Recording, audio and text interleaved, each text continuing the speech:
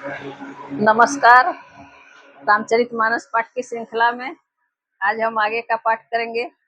अभी तक हम अयोध्या कांड में दोहा नंबर 166 तक का पाठ किए हैं। आज इससे आगे का पाठ करेंगे। पाठ करने से पहले रामचरितमानस को मेरा प्रणाम, राजा रामचंद्र जी को प्रणाम और वीर हनुमान जी को प्रणाम। हनुमान जी आकर आसन पर विराजें और कथा श्रवण करें। अब हम आगे का पाठ प्रारंभ करते हैं। बिलपहि बिकल भरत दो भाई, कौशल्या लिए हृदय लगाई। भांति अनेक भरत समुझाए, कही विवेकमय बचन सुनाए। भरत शत्रुघ्न दोनों भाई विकल होकर विलाप करने लगे। तब कौशल्या जी ने उनको हृदय से लगा लिया, अनेकों प्रकार से भरत जी को समझाया और बहुत सी विवेक भरी बातें उन्हें कहकर सुनाई। भरतहु मातु सकल समुझाई, कही पुराण श्रुति कथा सुहाई। छल विहीन सुचि सरल सुबानी, बोले भरत जोरी जुग पानी। भरत जी ने भी सब माताओं को पुराण और वेदों की सुंदर कथाएं कहकर समझाया। दोनों हाथ जोड़कर भरत जी छल रहित पवित्र और सीधी सुंदर वाणी बोले। जे अघमातु पिता सुत मारे, गाई गोठ मही सुरपुर जारे। जे अघतिय बालक बध किन्हे, मीत मही पति माहुर दिन है। जो पाप माता पिता और पुत्र के मारने से होते हैं और जो गौशाला और ब्राह्मणों के नगर जलाने से होते हैं, जो पाप स्त्री और बालक की हत्या करने से होते हैं और जो मित्र और राजा को जहर देने से होते हैं। जे पातक उपपातक यही, कर्म वचन मन भव कवि कहही। जे पातक मोहि होहु विधाता, जो यह होई मोर मत माता। कर्म वचन और मन से होने वाले जितने पातक एवं उपपातक बड़े छोटे पाप हैं, जिनको कवि लोग कहते हैं, हे विधाता, यदि इस काम में मेरा मत हो तो हे माता, वे सब पाप मुझे लगे।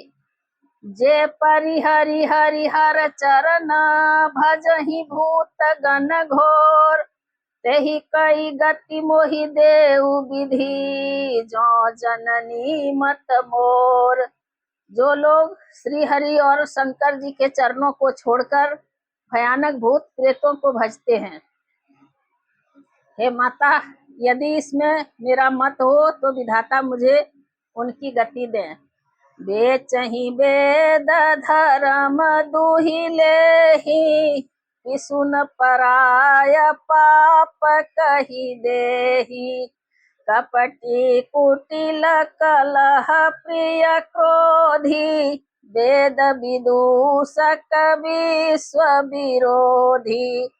जो लोग वेदों को बेचते हैं, धर्म को दूह लेते हैं, चुगलखोर हैं, दूसरों के पापों को कह देते हैं, जो कपटी कुटिल कलह प्रिय और क्रोधी हैं, तथा जो वेदों की निंदा करने वाले और विश्व भर के विरोधी हैं।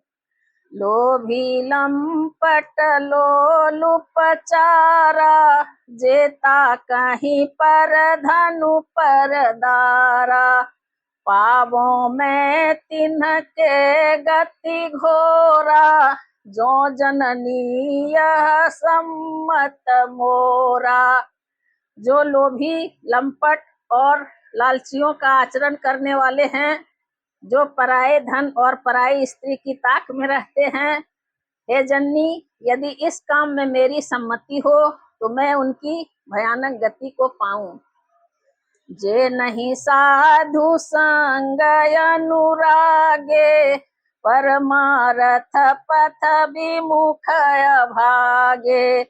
जे न भजहि हरि नर तनु पाई, जिन्हि न हरि हर सुजस सोहाई। जिनका सत्संग में प्रेम नहीं है, जो अभागे परमार्थ के मार्ग से विमुख हैं, जो मनुष्य शरीर पाकर श्री हरि का भजन नहीं करते, जिनको हरिहर भगवान विष्णु और शंकर जी का सुयश नहीं सुहाता। तजी श्रुति पंथु बाम पथ चलही, बंच कबीर चिबे सजगु छलही। तिन्ह कै गति मोहि शंकर देऊ, जननी जो यह जानो भेऊ। जो वेद मार्ग को छोड़कर वाम वेद प्रतिकूल मार्ग पर चलते हैं, जो ठग हैं और वेश बनाकर जगत को छलते हैं। हे माता, यदि मैं इस भेद को जानता भी होऊं, तो शंकर जी मुझे उन लोगों की गति दें। मातु भरत के वचन सुनी, साचे सरल सुभाय। कहती राम प्रिय तात तुम्हा, सदा वचन मन काय। माता कौशल्या जी भरत जी के स्वाभाविक ही सच्चे और सरल वचनों को सुनकर कहने लगी, हे तात, तुम तो मन वचन और शरीर से सदा ही श्री रामचंद्र जी के प्यारे हो। राम प्राण हूँ ते प्राण तुम्हारे, तुम रघुपत ही प्राण हूँ ते प्यारे। विधु विसच वैश्रव हिम आगी, कोई बारी चर बारी विरागी। श्री राम तुम्हारे प्राणों से भी बढ़कर प्राण प्रिय हैं, और तुम भी श्री रघुनाथ जी को प्राणों से भी अधिक प्यारे हो। चंद्रमा चाहे विष चुआने लगे और पाला आग बरसाने लगे, जलचर जीव जल से विरक्त हो जाए। भय ज्ञान बरु मिटे न मोहु, तुम राम ही प्रतिकूल न होहु। मत तुम्हार यह जो जग कहही, सो सपने हूँ सुख सुगति न लहही। और ज्ञान हो जाने पर भी चाहे मोह न मिटे, पर तुम श्री रामचंद्र जी के प्रतिकूल कभी नहीं हो सकते, इसमें तुम्हारी सम्मति है। जगत में जो कोई ऐसा कहते हैं, वे स्वप्न में भी सुख और शुभ गति नहीं पावेंगे। अस कही मातु भरतु ही लाए, थय थन पय श्रवहि नयन जल छाए। अस कही मातु भरतु ही लाए, थन पय श्रवहि नयन जल छाए। करत बिलाप बहुत यही भांति, बैठे ही बीती गई सब राती। ऐसा कहकर माता कौशल्या ने भरत जी को हृदय से लगा लिया। उनके स्तनों से दूध बहने लगा और नेत्रों में जल छा गया। इस प्रकार बहुत विलाप करते हुए सारी रात बैठे ही बैठे बीत गए। वामदेव वशिष्ठ तब आए, सचिव महाजन सकल बोलाए। मुनि बहु भांति भरत उपदेशे, कही परमारथ बचन सुदेशे। तब वामदेव जी और वशिष्ठ जी आए। उन्होंने सब मंत्रियों तथा महाजनों को बुलवाया। फिर मुनि वशिष्ठ जी ने परमार्थ के सुंदर समयानुकूल वचन कहकर बहुत प्रकार से भरत जी को उपदेश दिया। तात हृदय धीरज धरहु, करहु जो अवसर आज। उठे भरत गुर बचन सुनी, करन कहेउ सब साज। वशिष्ठ जी ने कहा, हे तात, हृदय में धीरज धरो और आज जिस कार्य के करने का अवसर है उसे करो। गुरु जी के वचन सुनकर भरत जी उठे और उन्होंने सब तैयारी करने के लिए कहा। निरपतनु वेद विदितयन बाबा, परम विचित्र विमानु बनावा। गहि पद भरत मातु सब राखी, रही रानी दर्शन अभिलाषी। वेदों में बताई हुई विधि से राजा की देह को स्नान कराया गया और परम विचित्र विमान बनाया गया। भरत जी ने सब माताओं को चरण पकड़कर रखा, अर्थात प्रार्थना करके उनको सती होने से रोक लिया। वे रानियां भी श्री राम के दर्शन की अभिलाषा से रह गई। चंदन अगर भार बहु आए, अमित अनेक सुगंध सुहाए। सरजू तीर रचि चिता बनाई, जनु सुरपुर सोपान सुहाई। चंदन और अगर के तथा और भी अनेकों प्रकार के अपार सुगंध द्रव्यों के बहुत से बोझ आए। सरयू जी के तट पर सुंदर चिता रचकर बनाई गई, जो ऐसी मालूम होती थी मानो स्वर्ग की सुंदर सीढ़ी हो। यही विधि दाह क्रिया सब किन्ही, विधिवत नहाय तिलांजलि दिन्हि। सोधि सुमृति सब वेद पुराना, किन्ह भरत दस गात विधाना। इस प्रकार सब दाह क्रिया की गई और सबने विधि पूर्वक स्नान करके तिलांजलि दी। फिर वेद, स्मृति और पुराण सबका मत निश्चय करके उसके अनुसार भरत जी ने पिता का 10 गात्र विधान किया। जहाँ जस मुनि बर आय सुदिन्हा, तहाँ तस सहस भांति सब किन्हा। भय विशुद्ध दिए सब दाना, धेनु बाजी गज वाहन नाना। मुनि श्रेष्ठ वशिष्ठ जी ने जहाँ जैसी आज्ञा दी, वहाँ भरत जी ने सब वैसा ही हजारों प्रकार से किया। शुद्ध हो जाने पर विधि पूर्वक सब दान दिए। गौएं तथा घोड़े, हाथी आदि अनेक प्रकार की सवारियां, सिंहासन भूषण बसन, अन्न धरनि धन धाम। दिए भरत लहि भूमि सुरभे, परिपूर्ण काम।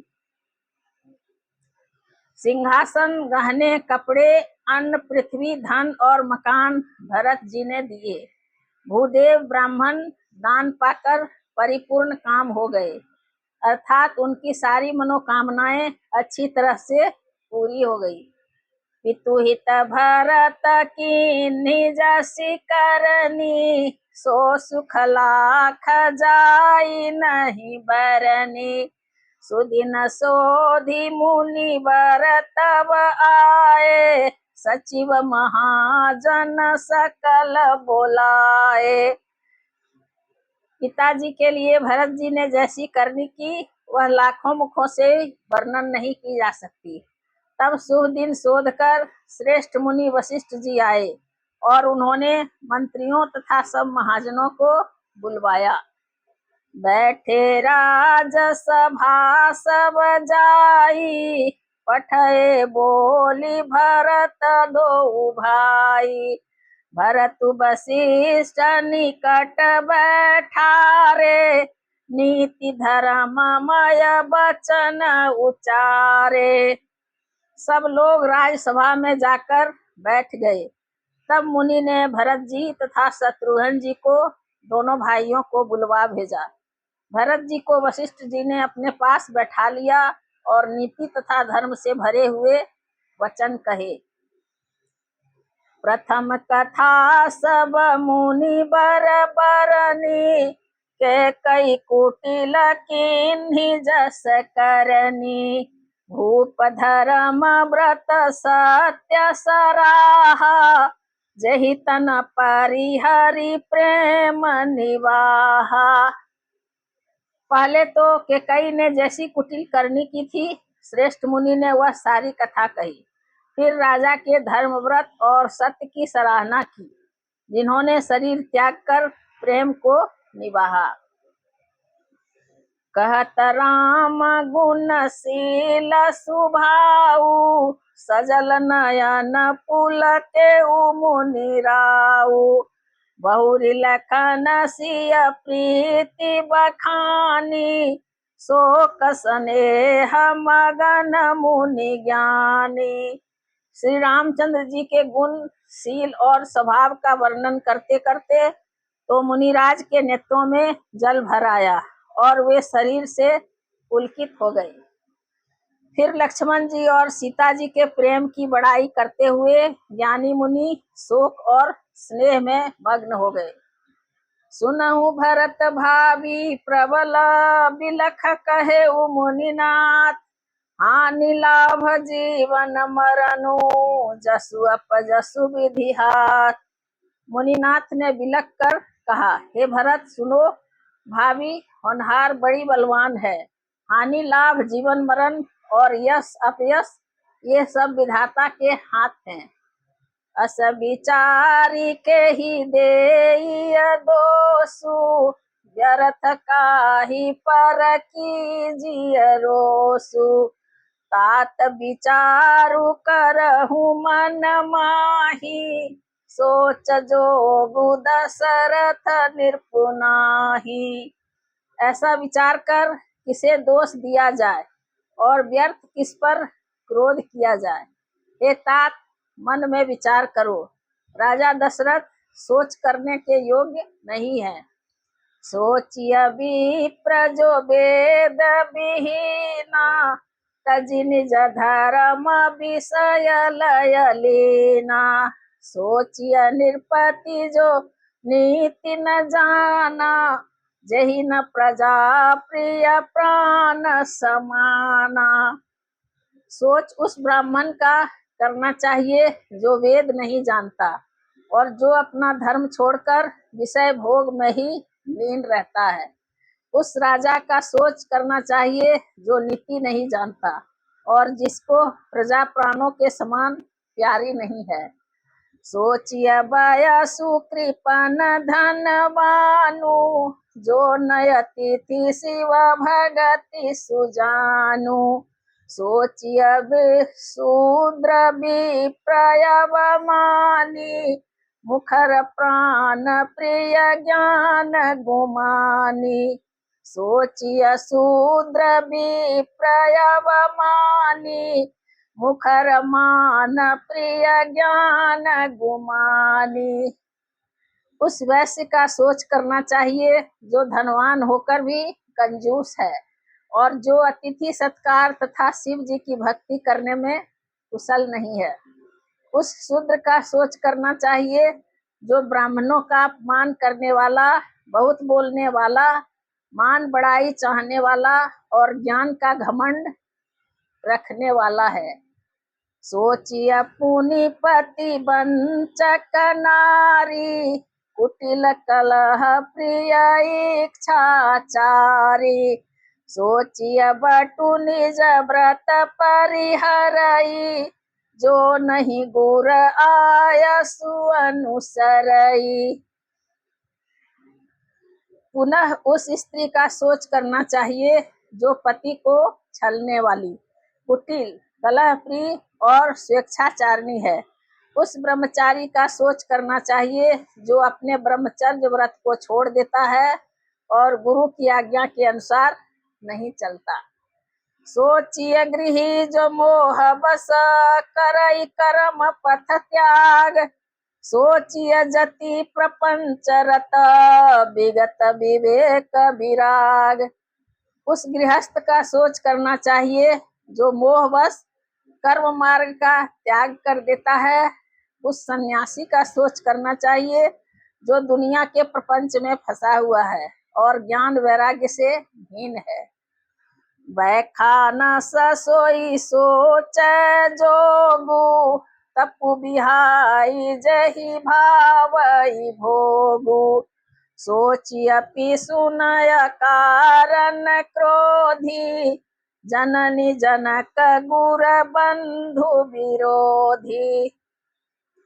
वानप्रस्थ वही सोच करने योग्य है जिसको तपस्या छोड़कर भोग अच्छे लगते हैं।